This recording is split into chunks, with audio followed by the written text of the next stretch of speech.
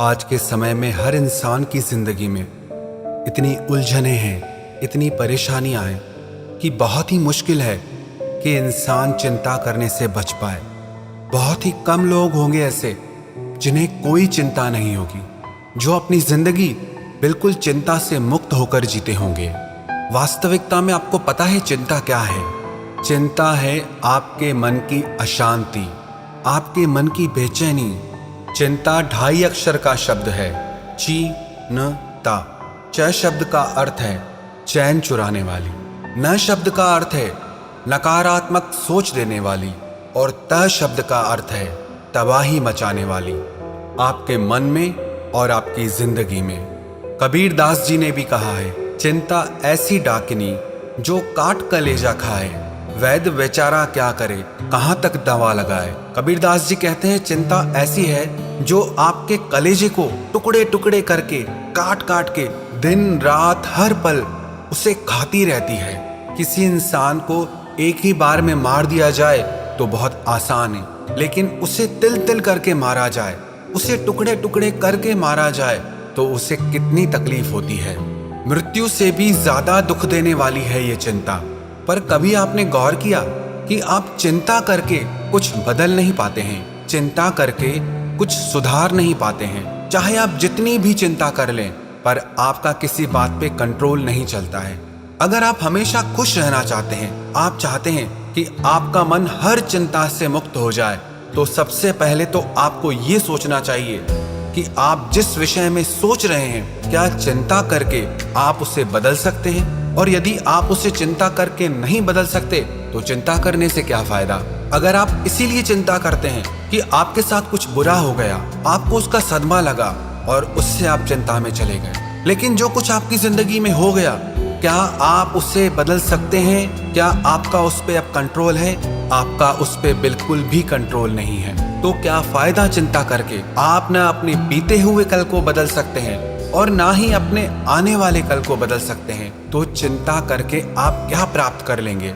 एक जंगल में एक झोपड़ी के अंदर 2 भिक्षु रहते थे। एक दिन वो नगर में भिक्षा करने के लिए गए, लेकिन जब वो भिक्षा करके वापस लौटे तो उन्होंने देखा कि उनके झोपड़ी के ऊपर जो छत थी, एक तूफान आया और उसमें उनकी छत उड़कर चली गई। उनमें से एक भिक्षु बहुत रोने लगा कि मैंने एक तो पहले ही सारा संसार छोड़ दिया परमात्मा की प्राप्ति के लिए, आत्मा के ज्ञान के लिए, लेकिन परमात्मा तुझे मुझे दुख देने में बड़ा मजा आता है।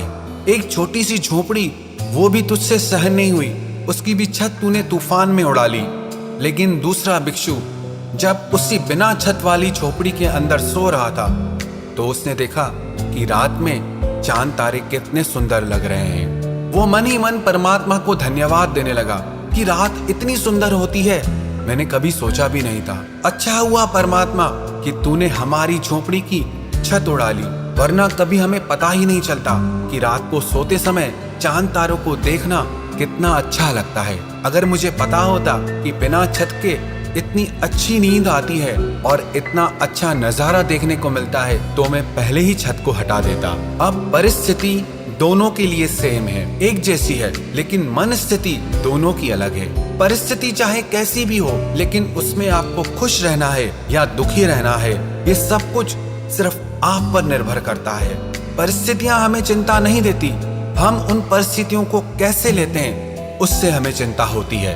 कुछ लोग ऐसे होते हैं, कहीं से कोई बुरी खबर सुन लेते हैं, कोई ऐसी बात सुन लेते हैं तो उससे उनको चिंता होने लगती है कि कुछ गलत ना हो जाए।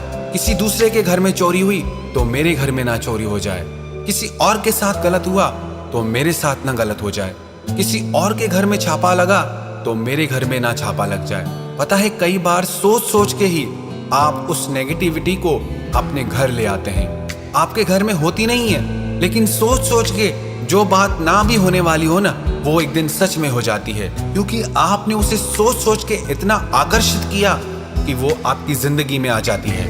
एक व्यक्ति था जो कहीं से भी लोगों की बात सुन लेता था तो उस पर विश्वास कर लेता था और उसी हिसाब से चलता था। उसकी बीवी उससे बहुत परेशान थी, एकदम वहमी हो गया था।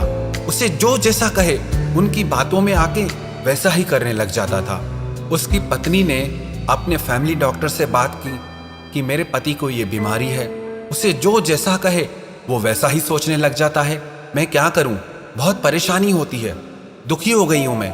तो उस डॉक्टर ने एक सलाह दी उसे कि जैसे जैसे मैं कहता हूं वैसे वैसे करती जाओ। जैसे ही ये सुबह को उठे तो तुम उसे कहना कि आज बहुत बीमार लग रहे हो, थके हुए लग रहे हो।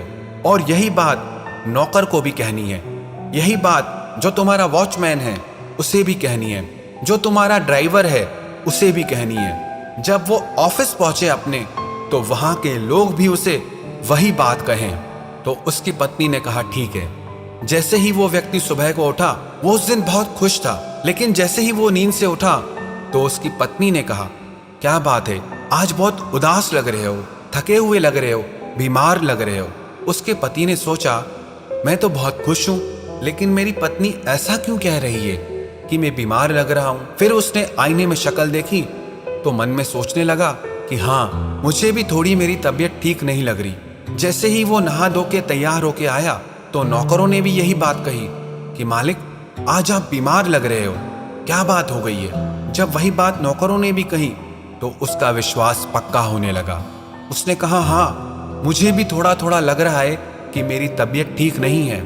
जैसे ही वो कार में बैठा तो वही बात ड्राइवर ने भी कही कि क्या बात है मालिक, आज तो आप बहुत ज्यादा बीमार लग रहे हैं। तो उसने भी कहा हाँ, मेरी आज तबीयत बहुत खराब लग रही है। जैसे ही वो अपने घर के गेट से निकल रहा था तो उसके वॉचमैन ने भी वही बात कही कि मालिक आप आज इतने बीमार लग रहे हैं, ऑफिस कैसे जा रहे हैं। वो बोला क्या करूं, ऑफिस तो जाना पड़ेगा, लेकिन मेरी तबीयत बहुत खराब है। जैसे ही वो ऑफिस पहुंचा, ऑफिस के सारे लोगों ने यही बात कही कि इतनी बीमारी में भी आप ऑफिस कैसे आ गए। उस इंसान के मन पर उन सब की बातों का इतना असर हुआ कि वो खड़ा नहीं हो पा रहा था और उसको दो लोग पकड़ के वापस कार में छोड़ने आए और ड्राइवर उनको पकड़कर घर लेकर आया।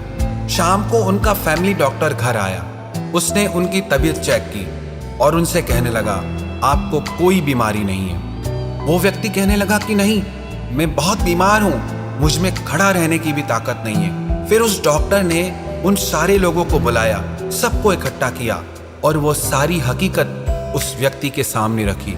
जब उसने ये सारी बातें सुनी तो वो बहुत हैरान हो गया कि इन सब लोगों ने जो झूठ मेरे मन में डाला, मैंने उसे सच मान लिया।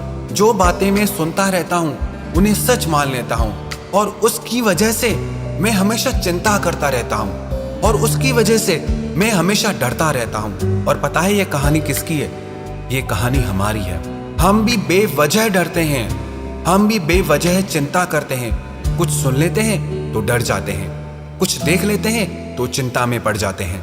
हमारा डर, हमारी चिंता सच नहीं है। अगर हम इतनी सी बात को समझ जाएं कि जिस बात के बारे में हम चिंता कर रहे हैं, इतना ज्यादा सोच रहे हैं, वो सच नहीं है, ना ही वो सच होने वाला है। जो हुआ ही नहीं है उसको सोच सोच के क्यों चिंता करना, और जो गुजर चुका है अब उसकी भी क्या चिंता करना। किसी भी परिस्थिति में चिंता आपकी जिंदगी में किसी भी प्रकार का लाभ नहीं दे सकती, किसी भी प्रकार की खुशी नहीं दे सकती।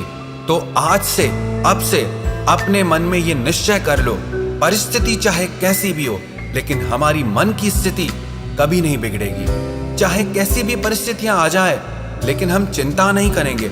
हम मन से हमेशा निश्चिंत और खुश रहेंगे। आप मन में ये बात बिठा लो कि चिंता करने से कुछ नहीं बदलेगा। जो कुछ भी बदलेगा आपके कर्म करने से बदलेगा।